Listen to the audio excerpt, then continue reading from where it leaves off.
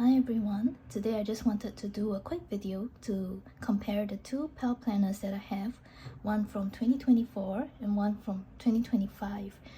So the biggest difference is that Bushimen used to release the PAL planners in collaboration with Kokuyo and using their proprietary paper, which is the Mio paper, and now in 2025 the collaboration has ended and Bushimen has changed up some of the layout, maybe not so much, just very minor tweaks, as well as changing the paper, which actually has a very big impact on how the experience of using the planner is. So I just wanted to quickly talk about this.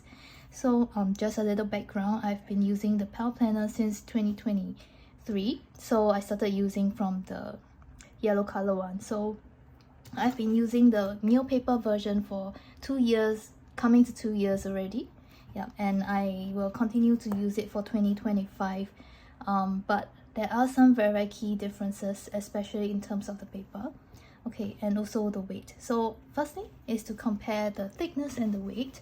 So if you can see from here, you can see that the 2025 version is substantially thicker than the 2024 version because of the thickness of the paper. So the old thickness of the paper was 60 GSM, and it gives you a very thin hand feel. It's very portable, while for 2025 the GSM has increased to 79 GSM, which is substantially thicker paper. Just by feeling the paper, you can feel that it's a lot stiffer, and also the surface of the paper for the old one is actually really smooth, like really smooth, smoother than Tomoe River paper. Yeah, very smooth. You can feel like there is a coating on top of it, while for 2025 this paper from an unknown source is actually a little more rough. Some people might like that. It's a bit like a bit more like maybe better for pencil. Yeah, you can feel a bit of the friction and the feedback, the tactile feeling of the paper. Yeah, so it's just a matter of your preference, what you like.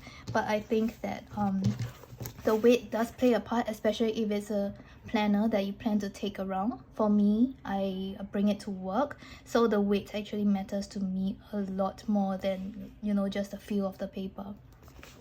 Yep, so I can definitely feel that it is heftier. I personally don't put any other covers on it except for what it comes from, so it's really just a bare, and I don't really stick too much ephemera in it or stickers. Yeah, so this is essentially what I'll be carrying around. Yeah, then now I'll open up, I think, to show how the ink performs on the paper. Okay, so I did some ink swatching. First, I'm going to compare how my inks perform on the two paper. The first one will be in the 2024 version will be the Kokuyo Mio paper, and the 2025 version of the paper, which is the 80 GSM one. Okay, so I think the first thing that is most significant to me is the saturation of the ink color on both. So if you can just have a quick look. Okay, so the paper, Mio paper, is slightly yellower than the new paper, but nonetheless, I can see that the color saturation of the ink, there is a big difference. It's a lot more saturated on the new paper.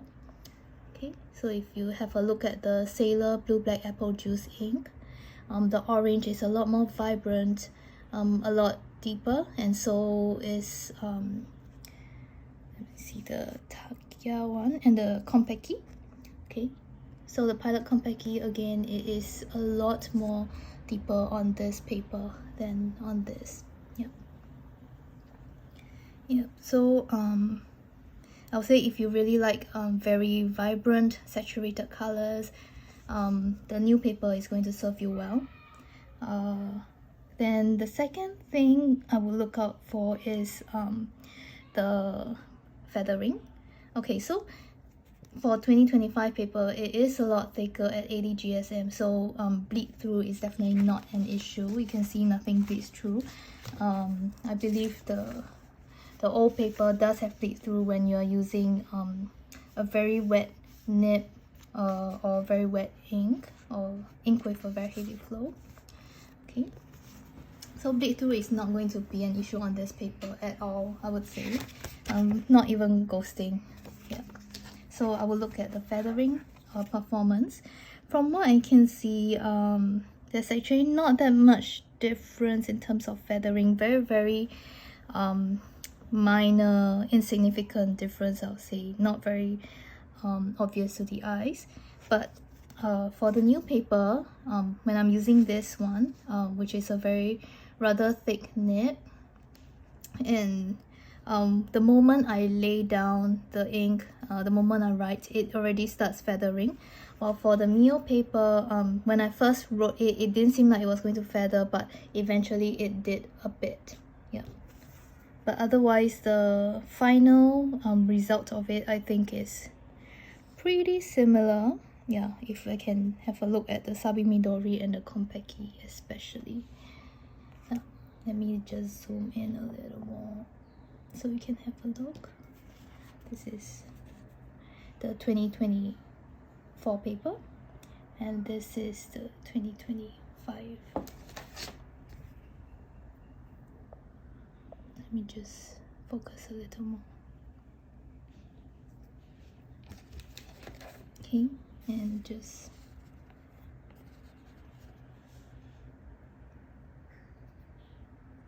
side by side.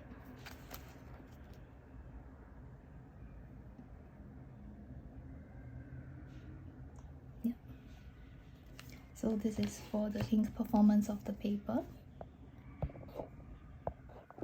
Next will be the layout differences. So the key one will be this page, which is the monthly overview page at the start of every month, which is a page that I love the most in PAL planner, that the other planners don't give me, which is why I've stayed loyal to this planner.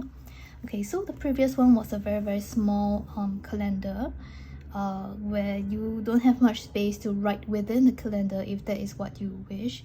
For myself, that wasn't an issue. I'll just circle the date and I'll write my notes at the side. But due to some feedback from some users who prefer to write within the calendar, Bushimen has changed up the size of the calendar. It still takes up around half the page. Previously was slightly less than half the page. And other than that, she has also added some notes on some lunar festivals and some international holidays within the calendar, so that you can also see, you know, at a glance, what are some of the key holidays aside from the main yearly calendar here, and also within the month. Yeah, let me just find one. Perhaps Chinese New Year.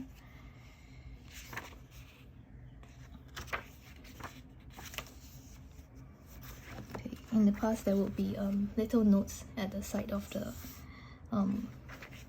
the day, which is still on now. Yeah, but other than that, you don't see in the monthly overview, which has now been included. Okay, minor differences also would be the fonts change. So you can see that the new font is slightly more rounded, and the blacks are a lot more darker, providing greater contrast. I'm not sure if there's a size difference. I think it has been increased. The font size has been increased very slightly for the black words. Yeah. Okay, then the next difference would be for the daily pages. For the week number, in the past it used to be at the bottom of the page, and now it has been shifted to the top of the page at the calendar. There's an extra section that has been included, which is, it doesn't have checkboxes, but you do have like a column shaded color for you to, you know, create your own column header. Yeah, so I think this is a nice touch for people who want to create their own tables. aside from that, there isn't any much changes already to the rest of the planner. So very minor changes with regards to the layout, but the greatest difference would be the paper and the thickness, as well as the feel of the paper, if that is something that matters a lot to you. I was a little sad that, you know, because I really enjoyed the smoothness of the Mio paper, but I think I can definitely get used to this. I hope this comparison is helpful to you. Bye.